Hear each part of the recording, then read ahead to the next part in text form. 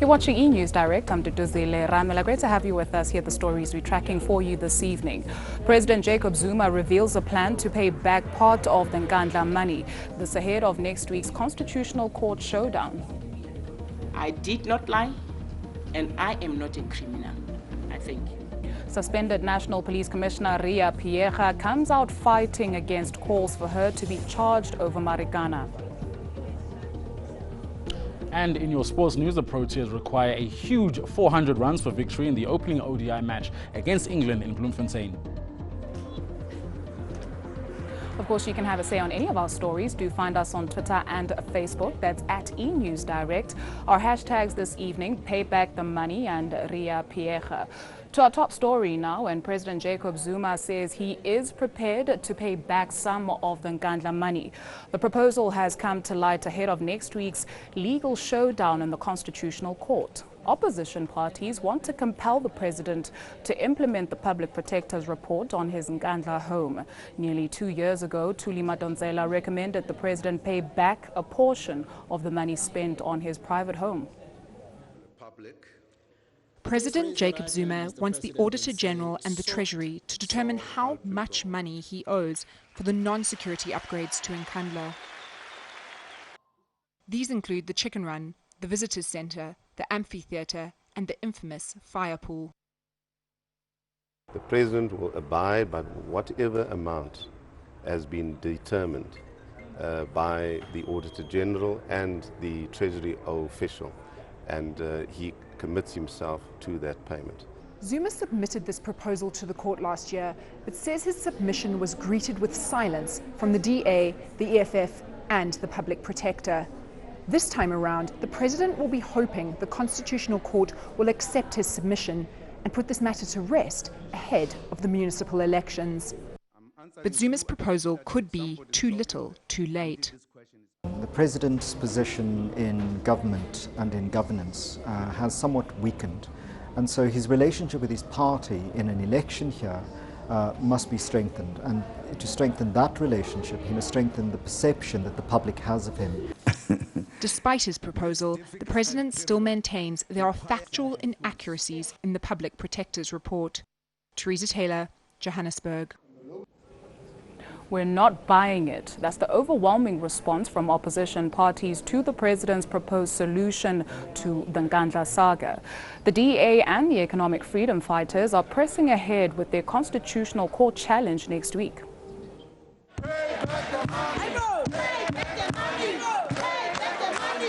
Nkandla,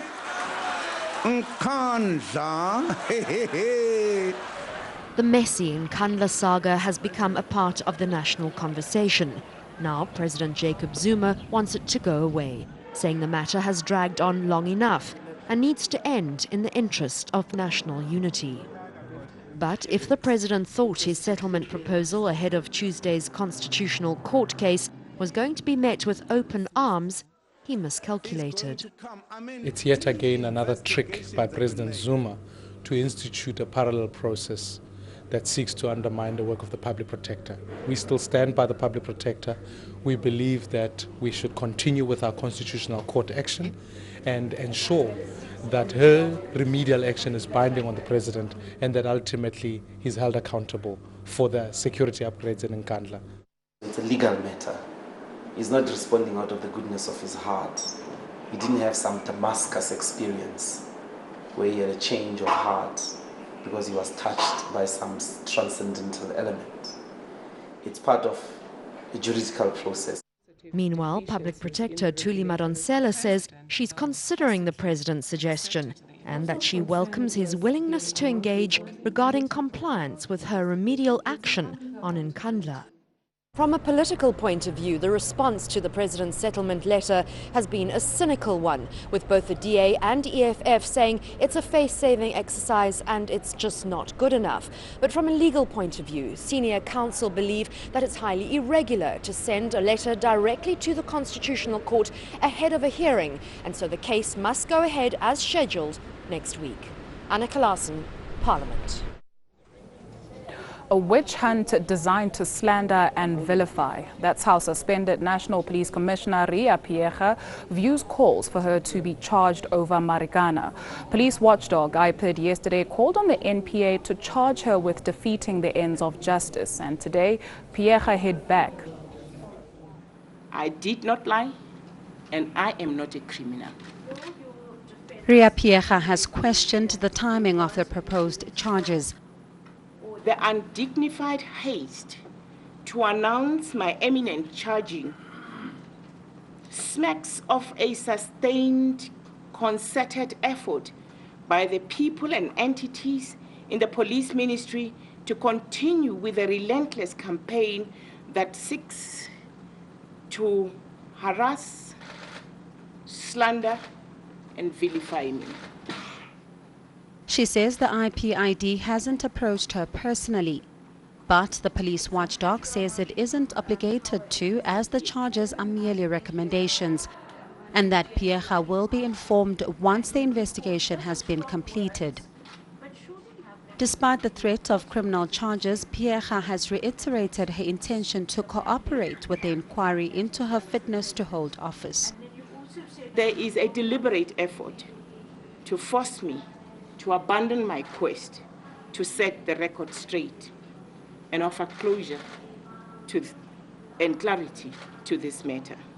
The Marikana saga is likely to drag on for months or even years. Not only is the issue of compensation for the victims' families still outstanding, but Riah's fight to clear her name seems far from over. Bongiwa Khumalo, Johannesburg.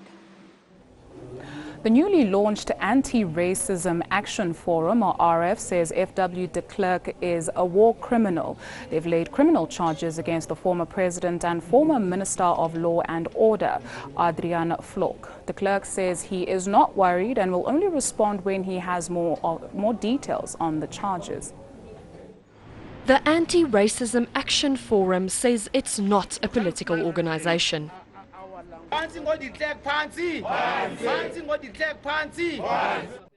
But former economic freedom fighters form part of their crowd. After 22 years, the criminals that has murdered our people have had it nice. Time has come now that they must pay. Other people are paying back the money from Nkandla. They must pay back for the crimes they've committed against our people under apartheid, and they just continue to live well. So when you see de Klerk next time, you must know he's a wanted man. The organization laid charges at both the Hillbrow Police Station and the Human Rights Commission. Frederick William de Klerk, that's accused number 1. Accused number 2 is his minister, Adrian Vlok. The charge, conspiracy to murder. Sibukeng massacre, 22 July 1990, 27 blacks dead. 21 similar charges followed. Charge 22, accused number 1, Thokoza Hostel massacre. RF's founding principles include that land should be returned to rightful owners, that it is impossible for blacks to be racist, and that the anti-racism struggle should only be led by black people.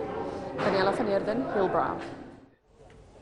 In news making international headlines now, and investigators believe it's likely a bomb caused the explosion aboard a passenger plane that was forced to return to the Somali capital of Mogadishu.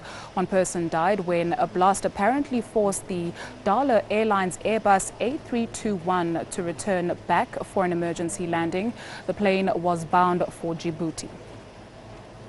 And the U.S. has reported a rare case of the Zika virus being transmitted through sex, not a mosquito bite. The Center for Disease Control says a patient in Texas was probably infected through sexual contact with a partner who'd returned from Venezuela.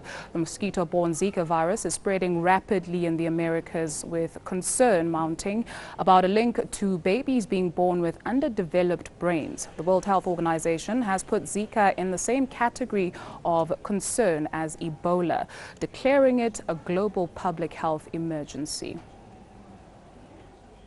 Let's see what's hot on social media now. And Gareth Edwards, what's been the reaction to President Jacob Zuma saying he'll pay back some of the money from Nkandla? Oh, we've had plenty of mixed reaction from the political parties, but it's the reaction from everyone watching this evening. We're going to show you in a moment the #1 hashtag today. Here it is, pay back the money. Opposition parties slamming President Zuma's offer to repay some of the Nkandla money. The DA says it is still going ahead with its constitutional court case against the president. But here, as we like to on eNews Direct, we want to know from you. So we put the issue up on our Twitter account at eNews Direct. We asked you, what do you think of President Zuma's about turn to pay back the money? We gave you 4 options. 13% of you saying long overdue, 16% saying admission of guilt is what this is, 5% saying be responsible, and the overwhelming majority voting for it is nothing more than an election ploy. That's on our Twitter account at eNews Direct. Go and vote. And also, Riah is adamant she's neither a criminal nor a liar. She was responding to the IPID recommendations that she be charged for her role in the Marikana massacres. Now, as always, you can get plenty more of these stories if you're not on Twitter and Facebook. Why aren't you? But then you can also go to our website. It is eNews Direct. You just go and look for enca.com/direct. And while you're there, it is our top trending story today. Go and take a look at it if you've missed any of this. Zuma proposes Nkandla solution. All of that on our website this evening. Also, the Proteas updates on our website, but most importantly, Sandile, the Proteas chasing a massive score in the opening ODI.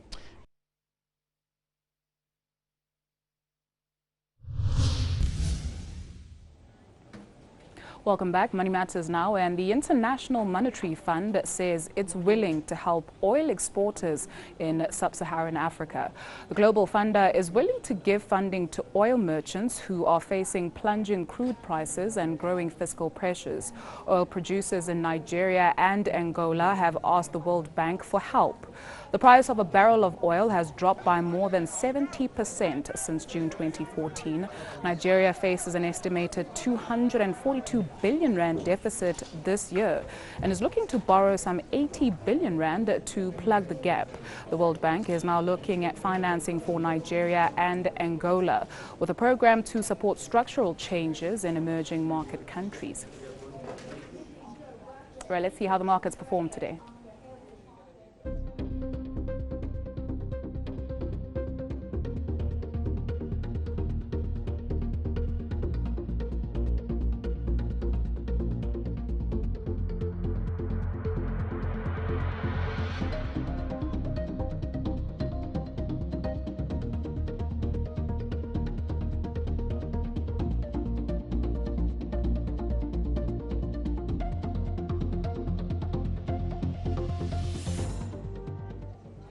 Right, let's check in with the Weather Center now. Here's Candice.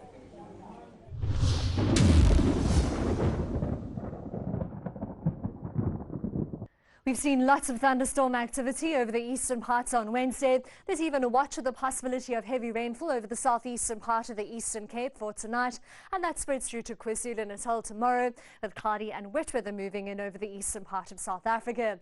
There's also a watch of the possibility of severe thunderstorms for the Mpumalanga Highveld, and it's the last day of the heat wave over parts of Limpopo, with sunny and hot weather returning to the forecast over the western parts.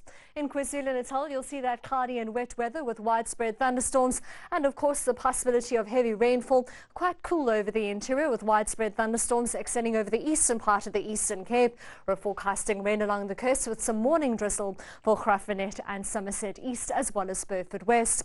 Dry and warm as we head towards the Western Cape, mostly sunny at 31 for Cape Town, George at 23 degrees, 35 and sunny for Uppington, in the mid-20s for Alexander Bay, Sutherland and Colesberg, with a dry day throughout the Northern Cape. Isolated thundershowers are expected for the Free State, except over the western parts, Bethlehem at 28. Scorching hot and dry for Vryburg at 37, with a hot day and isolated thundershowers for the rest of the northwest. You'll also see thundershowers through to Limpopo, with a sizzling hot forecast for Lephalale and Messina at 40 degrees.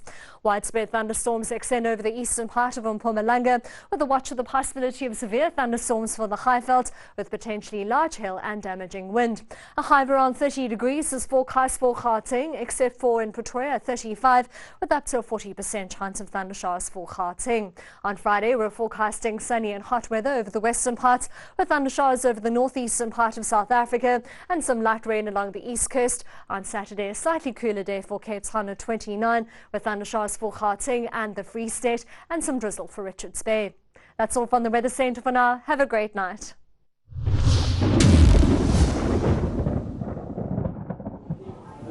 Thank you, Candace. Here's what's coming up after the break. The first play by a black woman to be staged on Broadway arrives on South African shores.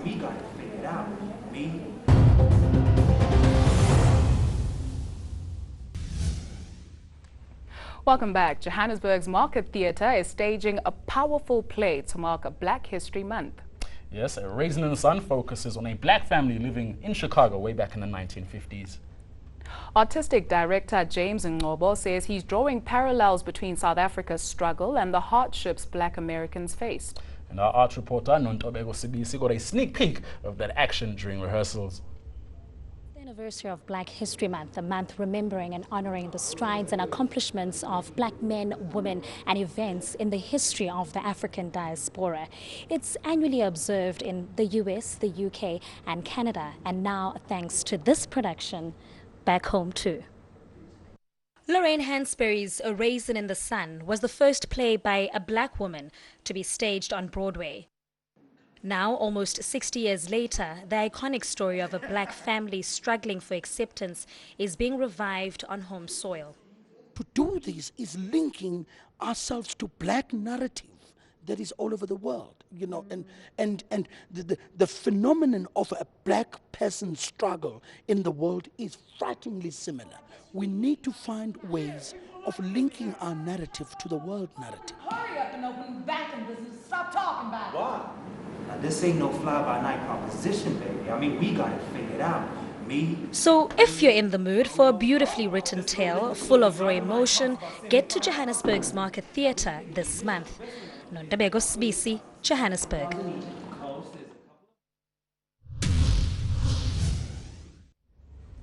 A reminder of the day's top stories before we say goodbye. President Jacob Zuma reveals a plan to pay back part of the Nkandla money. This ahead of next week's Constitutional Court showdown. I did not lie, and I am not a criminal. I thank you. Suspended National Police Commissioner Riah Phiyega comes out fighting against calls for her to be charged over Marikana.